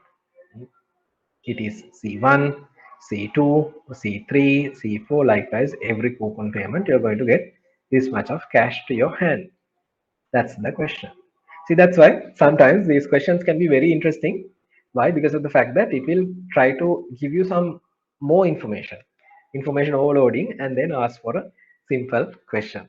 So you can get bombarded with different data, and you will sometimes multiply 200,000 with 7%. See, look at the combinations: 192,000 with 7%, 192,000. This one, so easily you can get lost in 4 different kind of computation. So be very careful with the terminology, covenants, and try to extract only the needy things. Always be a habit of get a highlighter and highlight the expectation, and then you will not lose the focus. Asking for the each coupon payment value. All right, next question. Similar to our nice portfolio composition, this also seems to be coming from a portfolio. We'll read the question together. 19 March, question number 3. A company maintains a portfolio consists of 5-year treasury bonds, short-term deposits with a registered finance companies (RFCs), and long-term deposits with licensed commercial banks. See, if it is long-term, short-term, these are mentioned. Be very careful to highlight and keep aside. So obviously, when you're commenting on the portfolio composition, so you can take these factors into consideration. As at in 2018, the following information is available. Okay, again, in 2018, this is going to be my position. 60 million bonds, 30 million LCBs, 30 million RFCs, licensed commercial bank, registered finance company. And these individual returns are given. First part, easy. Calculate the average rate of return of the portfolio as at 2018. So I'm directly going to use this computation. I'm not really keen on wasting time and doing tables, but rather you can get the same answer by simply taking the sum product. 60 million into 11.5%, 30 million into 13%, 30 million into 14.5% divided by 120 million. So I don't have to do the millions, since C cleverly I have just put the numbers so that millions won't need to be kept. Okay, the answer is 12.625. This is nothing but a simple sum product. 12.625 is the weighted average return of the portfolio as at this given date. As at this given date. Okay, easy. Second part. Now see what is going to happen. Now they won't, sit on this portfolio, but rather after 2 months time. See, on 28th February, September, after 2 months time, the company has purchased a 364 treasury bill with a face value of 65 million. Face value of 65 million at a price of 92.13. We know the bill pricing, fine. I know the face value, so obviously I can calculate the market value also. Why? All the other securities market values are given here, so they are not given the market value, but the face value and the price is given, so we can easily multiply and take the market value. When this bill was first issued and added to the portfolio, so this is very important. If you don't do this purchase on a different, if you do this purchase on a different day, you can't take these prices and face values like this. Why? Because of the fact that it's going to be at a different price. Okay, so asking calculate the annual rate of return of the calculate the annual rate of return of the treasury bill investment. First thing is very easy. asking for the return. So if the return, obviously we know the price is there, we can get the R into the limelight and calculate. Second part, calculate the average return of the portfolio as at in February, assuming the price of the bonds will remain unchanged. Why does the examiner is going to say the price of the bond is going to be unchanged on the and the other things? Because we know these deposits, their values won't trade in the market, in this market. So obviously bond price is the same. Only thing that you can change this 60 million into a different number. But the examiner is going to invite you thinking, okay, this portfolio will remain same. 60, 30, 30 will remain same, but this bill will be added and we'll have to do math and see what is going to happen to the portfolio now. Okay, so the answer. First part, asking for the bill price. We know the bill price equation. What is that? Price is equal to 100 divided by 1 plus R multiplied by number of days of this security divided by 364. So the values that you can get over here may be 61 days divided by 364, 91, 364. Likewise, you can get different days for the top part, numerator. But over here, this given 364, and this is the exact date that this transaction has also happened. And we know at that date, the price is 92 point, sorry, 92.3100. So this fraction is eventually going to be 1 divided by 1, and we are going to left with this R. This R is nothing but the return. R is nothing but the return. Yeah. So you all what you have to do is resolve this equation. 92.31 is equal to 100 divided by 1 plus R. This is the return of the bill security. You can easily take R into one side and do the math and see. You are going to get R is equal to 8.33%. 8.33%. Okay. On the other hand, there's another easy calculation that you can do. You invest 92.31 and you're going to retire this at 100. What's the return that you're going to get from monetary point of view? 100 minus 92.31. It's going to be 7.69 of an increase.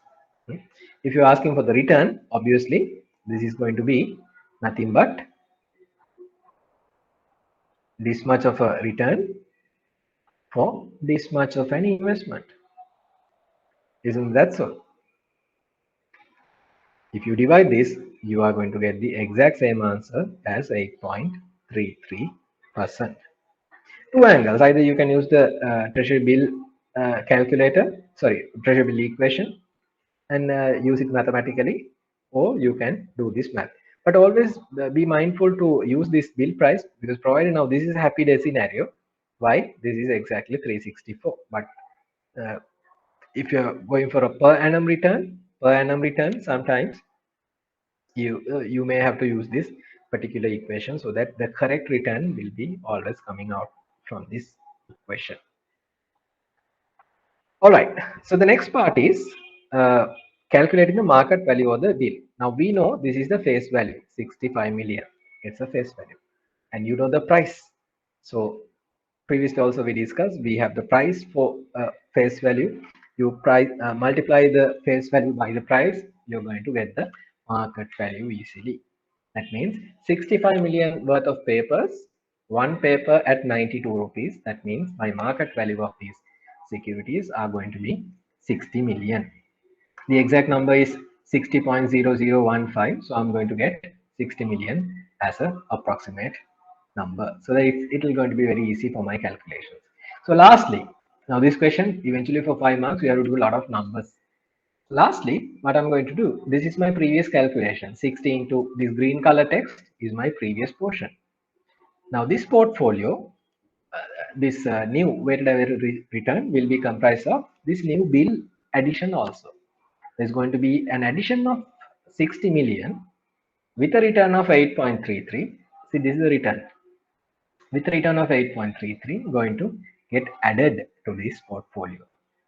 So this is the new bill addition of the treasury bill.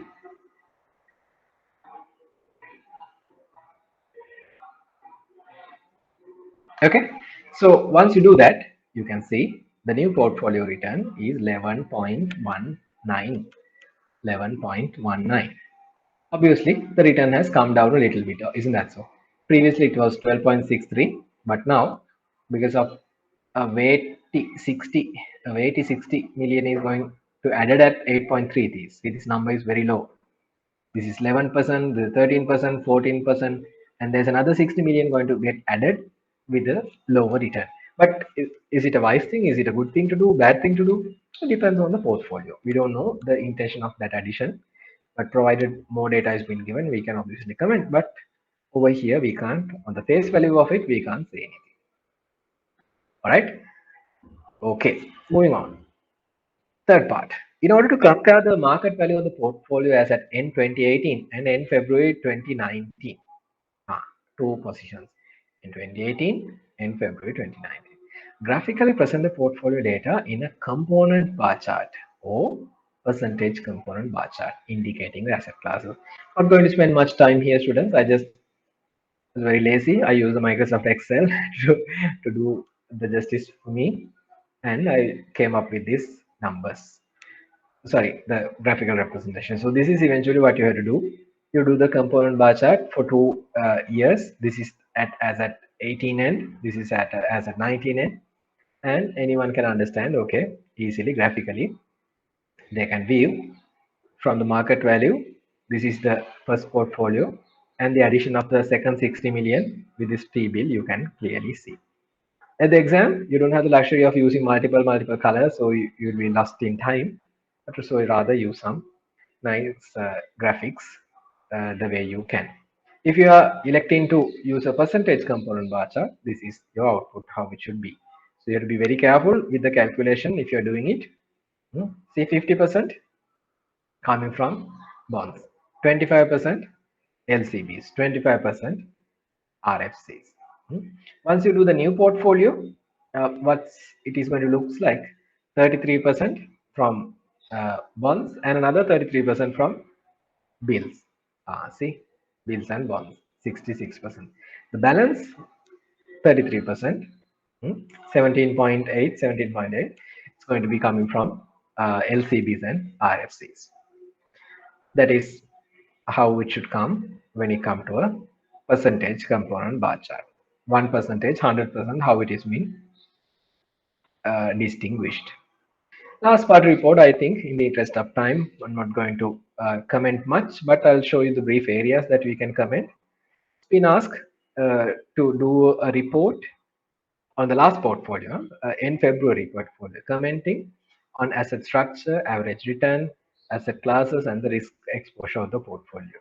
So similarly to the previous explanations, you can comment on these angles, but be very careful to be applying the numbers related to the case, not the best practice, nothing like that. Risk, two-thirds of the securities on bonds and bills, you can comment on the riskiness of the portfolio.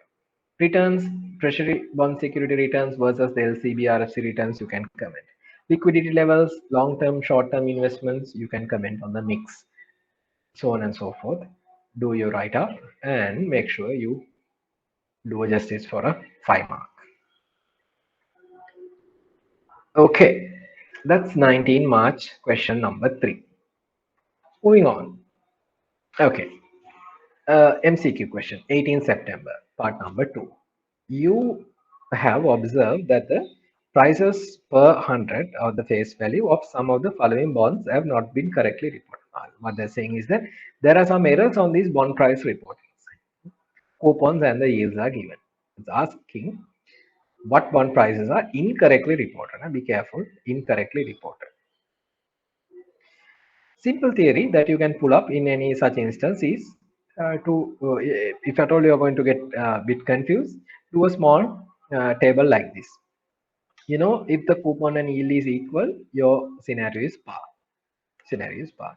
And you know, one side, let's say yield is higher than coupon, you know it's a discount. If you can plot that, you can, you know, obviously your other side, if the coupon is more than the yield, you're going to buy it at a premium.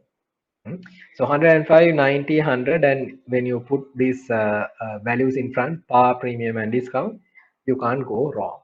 Once you do that, students, so easily you can tackle up any scenario. You don't have to, stick with these numbers of 9 and 4 and 5 and 6, but merely look for the comparison. If a coupon is more than yield, the price has to be something like 104, 105. So this seems to be a correct.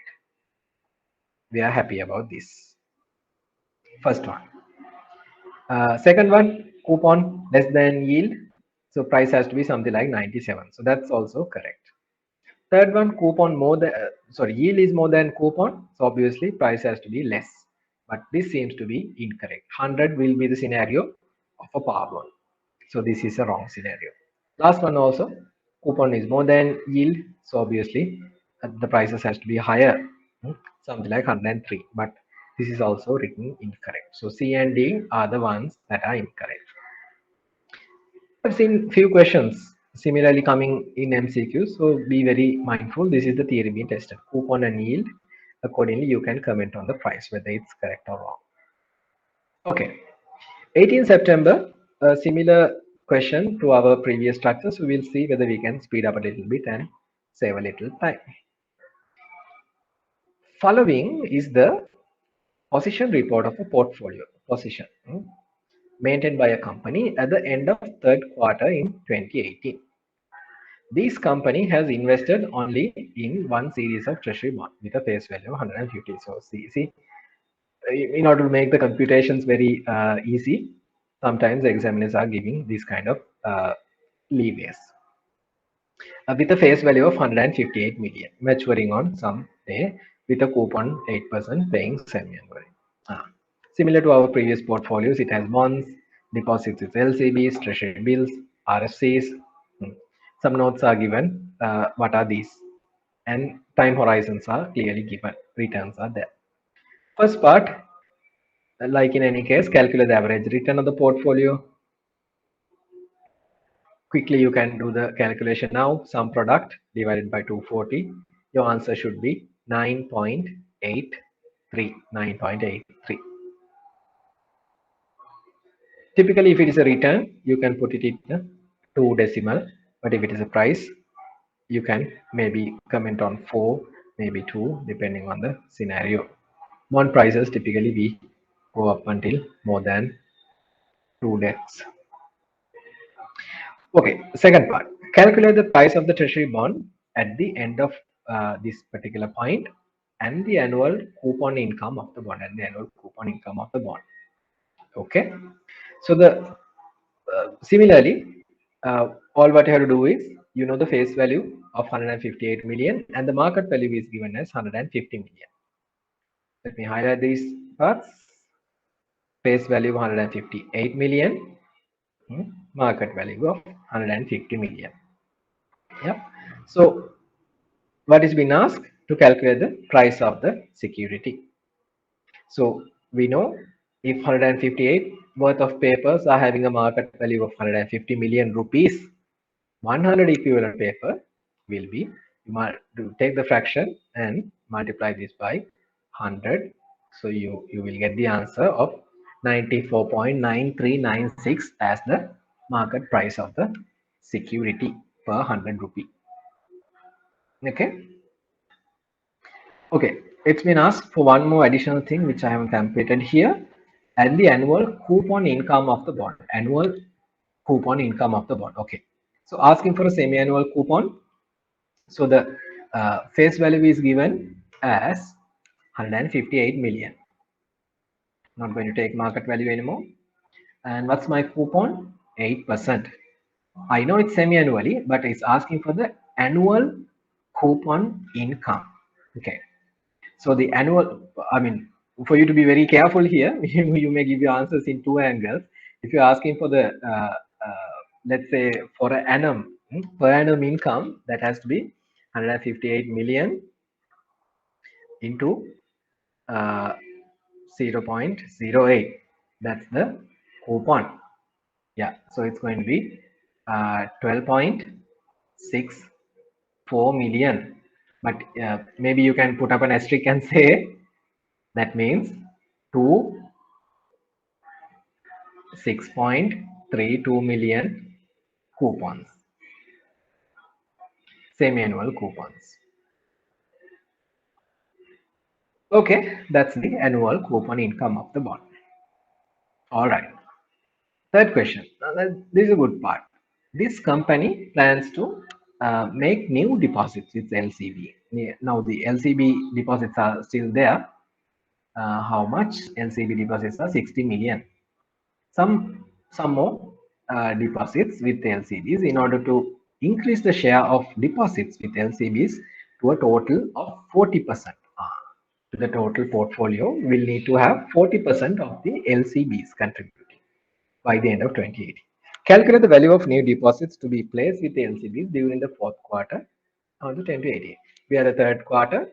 There's one more quarter. They want to put some more LCB investment so that in the end of the time, we are targeting at 40%, assuming that there are no changes, no any other changes. So it's a simple math question, isn't that so? We have 60 million already. This is my planned answer. We have 60 million already with LCBs, and we are going to add maybe X.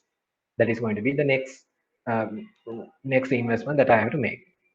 So that LCB investments are going to be 40%. What's going to happen to my total portfolio? There was already 240 million, and if I add if I'm going to add X kind of a new investment, that is going to be my new composition. That is going to be my new 100. So I can put up an easy equation like this: 60 plus X divided by 240 plus X is going to be 40%. Is going to be 40%. Isn't that so? This is 40%. So all what I have to do is I have to resolve this equation for X. So I'm going to cross multiply 960 plus 4x, 600 plus 10x, 6x is going to be equal to 360, and this x is going to be 60 million rupees. It's a simple math question, nothing to do with portfolio, but be very careful of the angles being tested. Prepare a brief report. I think I don't have to spend much time. You can comment on different factors like risk and return, diversification, liquidity, maturity structure. Now you know the drill. You carefully use the portfolio composition and use these things like these investment horizons, and you spend enough time and write a good report for 5 marks. Okay, some more MCQ questions. Investor pays 915 million to buy a treasury bill with a tenor of 364 and a face value of 1 million when it is first issued at the time of issue. Calculate the annual rate of return on this treasury bill. No numbers are given. 364 means per annum return. You can easily calculate. You know that, okay, you're getting 85,000 kind of a output, isn't that so? You add 85,000 to here, that means it is going to get to 1 million.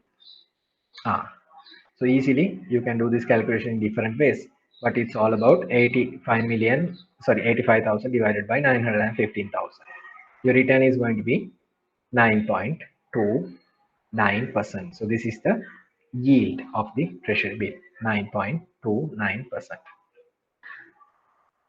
Second question, another MCQ. An investor pays 185,000 to buy a treasury bond from the secondary market with a remaining maturity of 5 years. Coupon rate is 12%, face value 200,000, currently 5-year yield is there. Okay, now this also seems to be a bit of a information overloading question. Let's see what is the expectation. If coupon is paid semi-annually, calculate the value of each coupon payment.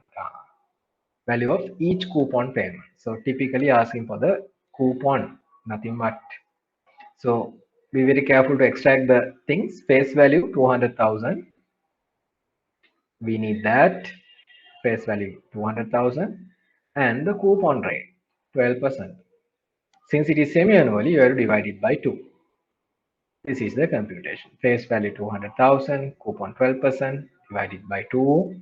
Your answer, coupon amount is 12,000 rupees. 12,000 rupees. Simple MCQs, isn't that so? Not asking for the detailed computation of the discounted cash flows and calculate the intrinsic value. Not that difficult, but bear in mind, even that kind of a question is viable under our syllabus. Okay, 18 March question number 2. Following table shows the market values of an average return of the asset classes. So and so, average portfolio return is forecasted at 12%, standard deviation estimated at 10%, likewise. So typical similar question. I'm going to skip some of the parts and quickly share the answer with you and comment on some of the important parts. Calculate the average return. You have to do the sum product and get the 12.5 as the weighted average return. 120 million, 12.5%, likewise the sum products and the total portfolio as 360 million. Second part is asking to show the asset composition on a portfolio pie chart. I'm going to spend a little time here and show you what are the important things to highlight. Now this is the portfolio that we are going to show: 120 million, 90 million, 30 million and 120 million. You don't have to be clumsy like me. You have to write all the descriptions and the colors and do very neat diagram. Just want to highlight the important essence. If you are going to do a pie chart, students, I think you can remember this is 360 degree. So this is 120 million, this is 120 million, 90 plus 30 is also 120 million. So just make sure you do the nice drawing to one third to one third to one third. It's very important. So over here, so this is also 30 versus 90. That means this is, I mean, this is also going to have, let's say, 25% to 75% kind of a segregation. Yeah. So as long as these graphical representations do the justice, you don't have to take a measuring device and do the perfect degree measurement, but rather just be sensible when you're doing the pie chart. That's all what I can comment. Third part, I'm going to skip the description strategy. You can comment on a lot of things depending on the portfolio. Last part, assuming that the normal distribution describes the portfolio return in 18, estimate the probability that the total portfolio return will exceed 22%. Similar question to our previous thing. We'll try to get the important numbers out first. Return will exceed 22%. This is our X value. Return is estimated at 10%. This is our X. Sorry. There is standard deviation at 10%. Total portfolio return is expected at 12%. So 12, 10, 22. These are the three numbers that we are going to pull out. 12, 10, and 22. Just a matter of doing a Z computation. Z value you are going to nicely get at 1. Typically, that's how exam questions have been planned. So you don't have to spend more time on calculating Z value. Rather, you can use it for explanation and so on and so on. So from tables, you're going to get the same answer, 15.9% like previously. You can comment, my returns will be more than 22% on 15.9% on given portfolio, on the given portfolio. Few more questions, bear with me. Similar question. I'm going to skip and directly go to the answer here. You have the prices stored and examiner is saying some prices have not been correctly reported. So you know the coupons, you know the yield, all what you have to do is do my previous argument and check whether which are the correct answers. Now for example, coupon is 6 and yield is 6, price is 100, we are happy. Coupon 5, yield is 4, that means price has to be more than 100. So likewise, you have the correct instances and incorrect instances. I'm getting B and D as incorrect. I'm getting B and D bonds are priced as incorrect. Okay, pretty much similar question. 17 September, part number 3. Last two parts are important, but first couple of parts I'm directly going to share my answer with you. First part, I got an answer 11.3%. 11.3%. Calculate the average return. Second part, construct the pie chart. Here also, I am going to invite just to be careful on this representation, the angles. 120, 90, 90, 60. Yeah, 360 pi, 180, 90, 90. This is going to be exactly 50%. The other side, 120 plus 60. 180. So this is 1/3, this is 2/3. That's the only, I mean, mathematically, that's all what I need you guys to focus on, but be very careful on and not to be very, uh, you know, unorganized on your writing. So be make sure you write this is T bonds and do some write up, coloring, things like that. Okay. The other two parts, assuming that the normal distribution describe the portfolio return in 17, estimate the probability that the portfolio return will exceed 20%. Portfolio return will exceed 20%. In fact, I've given my short answer back then, but let me show you the numbers again one more time.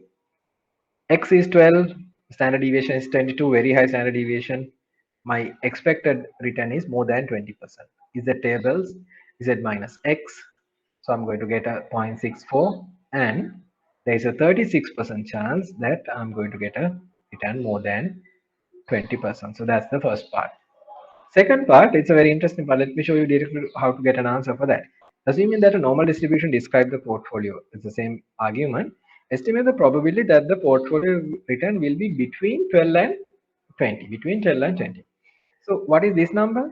This 36%? More than 20. More than 20. Hmm? More than 20. Ah. So this is my direct answer. If more than 20 is 36%, this is 36%, this is going to be 14%. How did I came up with this number? We know one side of this is going to be equal to 50. The other side also 50. If this is the case, if I know this particular area as 36, that is the previous question, this is going to be 14%. If you do this argument, that is also sufficient, but even if you do the numbers on your own, that's also fine. Okay, a similar question. Investor pays 455,000, 364-day bill, face value 500,000. Calculate the annual rate of return.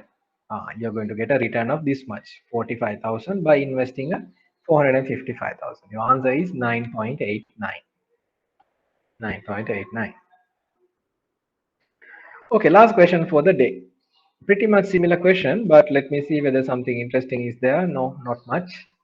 Average portfolio return, my answer is 10.09. 10.09. If you do the math correct, you have to get the same number, 10.09. Portfolio composition, I've iterated it a couple of times. Just make sure you do the numbers correctly and get the percentages. So even here also, examiner has done some favor. Although this 23.7, 23.7, 45, this is x, 2x, 4x kind of a numbers are given. So your numbers will be 180 degrees, 90 degrees, 45 degrees, and 45 degrees nicely. So you need to get the composition first, do the justification, and make sure that your pie chart has to be clear. If it is a bar chart, sometimes examiners will give you a bit of a leeway, but for a pie chart, your graphical representation has to be exactly similar to the suggested answer.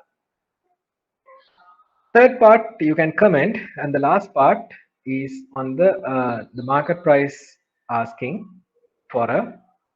I'll spend a little more time over here. The asking thing is, what is the market price of the treasury bond as at this particular day? And look at the last part. This is very important. What is the expected cash flows of the treasury bond during 2018? State the date and month and state the expected amount. That, of course, something new which we haven't seen. So we'll spend a little time. First, the market price, not a big deal. We know the drill now. We know the market value and the face value. My price has to be 86.3636 rupees per 100 rupee worth security. Per 100 rupee worth of piece of paper, my price is 83.3636. Second thing is I can calculate the coupon amount also. My face value is 27.5 million. 27.5 million. My coupon is 10.5%. I know it's a semi-annual, so it has to be divided by 2. So 1.44375 million is going to be my coupon amount. 1.4 million is my coupon amount. But now be very careful on the graphical representation. So let's say this bond has been issued on a particular day. Okay? And On this particular end December, now this is the December position. There's one coupon, but that will be coming for the previous year, 2017. But for the 2018, now we have two more coupon payments. Isn't that so? So the answer is going to be in June 30th. Hmm? How did I came up with this date? The examiner is asking to pull out the expected days. I know the maturity. I know the maturity is 31st December 2018. If that is the case, if semi-annual is the one payments, 30th 30th June is going to be my first coupon day. The last coupon day is going to be the December end. Yeah, that is how I did came up with this date. 30th 6th December, I'm going to get a coupon payment of this much. Hold on, what about the last date? Another coupon payment? Of course, yeah. But you're going to get one more surprising element. What is that? The principal. This is the coupon amount, and 27.5 million, that is your principal, the face value you are going to get back. So this is the last cash flow on the December 2018, 28.94375 million. That brings us into our lengthy discussion on these exam questions on portfolio and bill bond price calculations.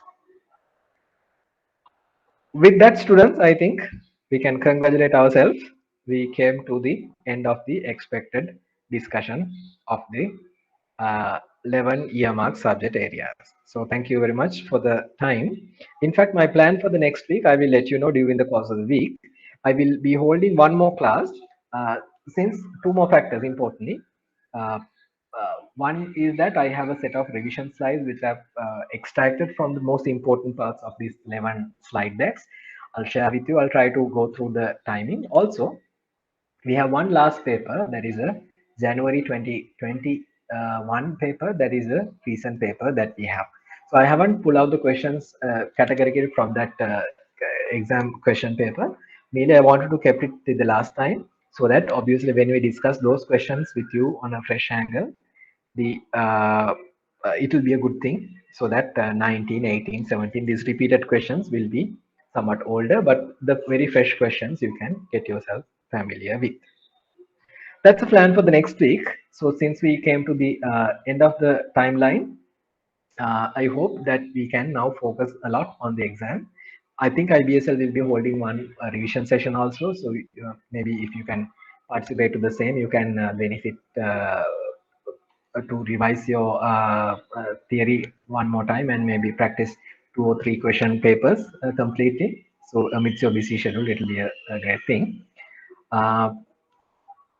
So that's all from my side. If at all you have anything to be clarified, I can wait for a little while. Or this is the end of our theoretical discussion. So the rest of the classes I'm going to dedicate for the complete set of revision and the question paper discussion.